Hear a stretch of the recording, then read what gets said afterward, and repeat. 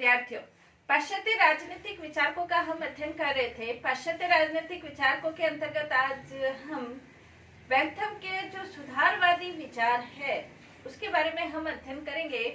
Bentham का उपयोगितावाद का हम अध्ययन कर चुके हैं। बेंथम ने विभिन्न क्षेत्रों के अंतर्गत क्या क्या सुधार हो सकते हैं उसके बारे में बताया है। बेंथम के बारे में जैसे पोलक ये कहते हैं कि 19वीं शताब्दी में आर्थिक, सामाजिक, राजनीतिक और वैधानिक क्षेत्र में जितने भी सुधार हुए हैं उनमें शायद ही ऐसा कोई सुधार हो जिस पर बेंथम का प्रभाव नहीं पड़ा हो।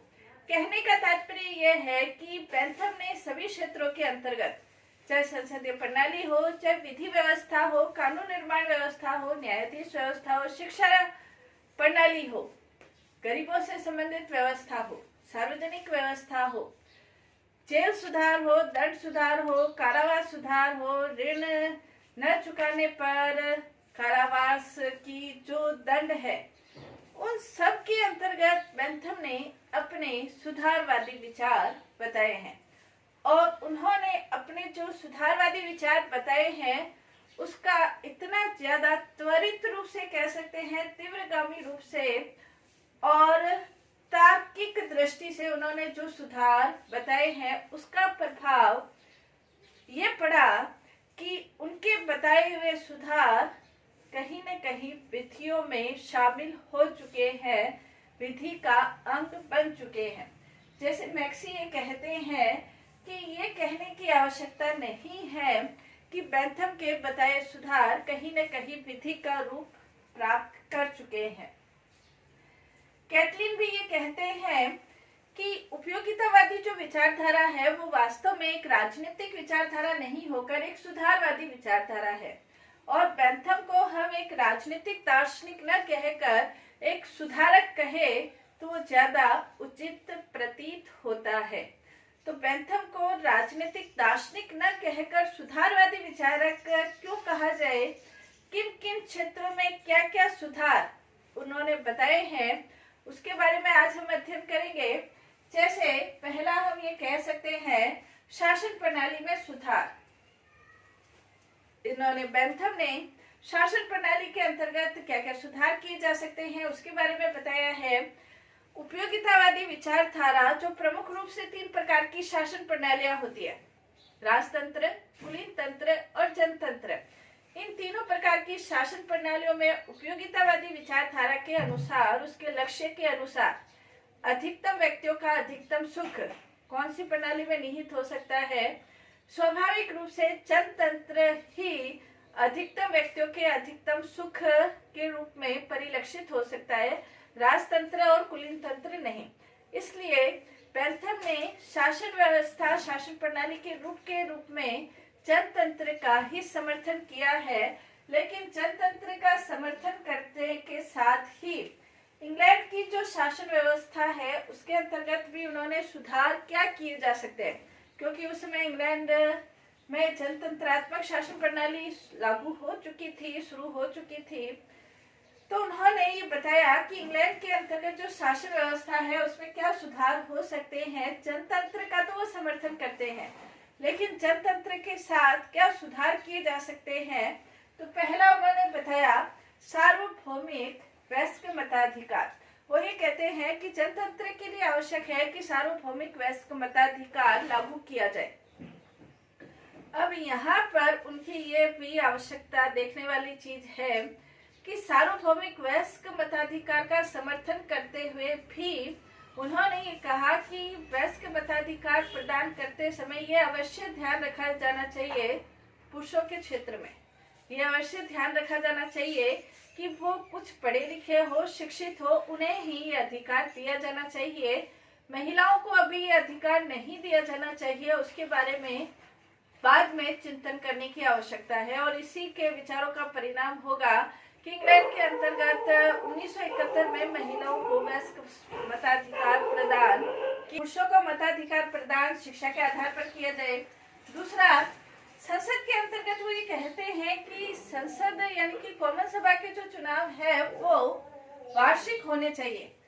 वो कहते हैं ज्यादा अंतराल नहीं होना चाहिए, क्योंकि इससे जो निर्वाचक है और मतदाता है उनके बीच जो अंतर है, उम्मीदवार है और जो मतदाता है उनके बीच संपर्क का टाइम है वो बहुत बढ़ जाता है। इसलिए प्रति वर्ष संसद के चुनाव होने चाहिए ताकि उनके प्रतिनिधि और मतदाताओं के बीच आपसी संपर्क बना रहना चाहिए। और साथ ही साथ संसद के अंतर्गत जो सत्र है उनकी भी अवधि कम होनी चाहिए, ताकि जो प्रतिनिधि है वो अपने क्षेत्र में जाकर जनता की समस्याओं को सुने और उनका समाधान करे। साथ ही उन्होंने ये कहा कि एक सदनीय व्यवस्थापिका होनी चाहिए।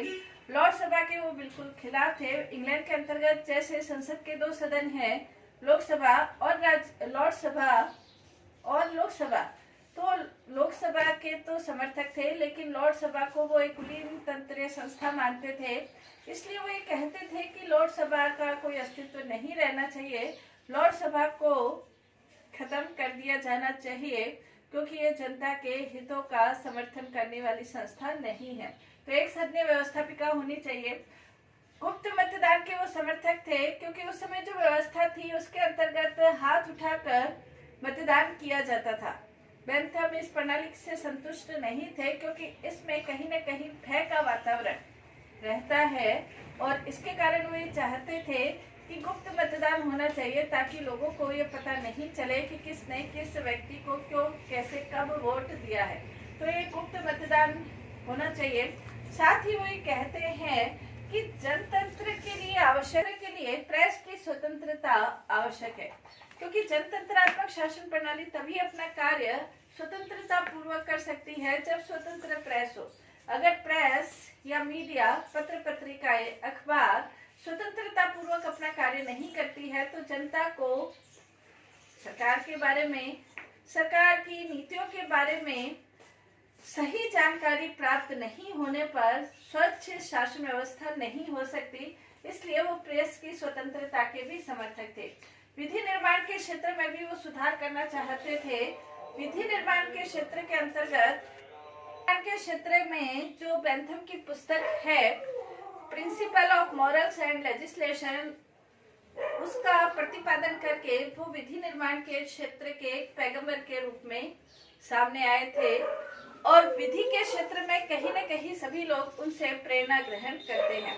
ब्लैकस्टोन ने अंग्रेजी विधि की, इंग्लैंड की न्यायिक विधि की बहुत तारीफ की थी, लेकिन बेंथम ने अंग्रेजों की ब्रिटिश न्याय पद्धति की बहुत बुराई करते हुए उन्होंने ये लिखा कि जो वर्तमान विधि व्यवस्था है, कानून व्यवस्था है, वो गरीबों को सताने वाली निरंकुश व्यवस्था है। इसके अंतर्गत कुछ समझदार व्यक्ति लोगों के जो विधि व्यवस्था है उसमें वो सुधार करना चाहते थे और इसके अंतर्गत उन्होंने कहा कि वर्तमान विधि व्यवस्था दलितों, गरीबों के लिए नुकसानदायक है और यह सिर्फ अमीर जो व्यक्ति है उनकी हित संवर्धक है।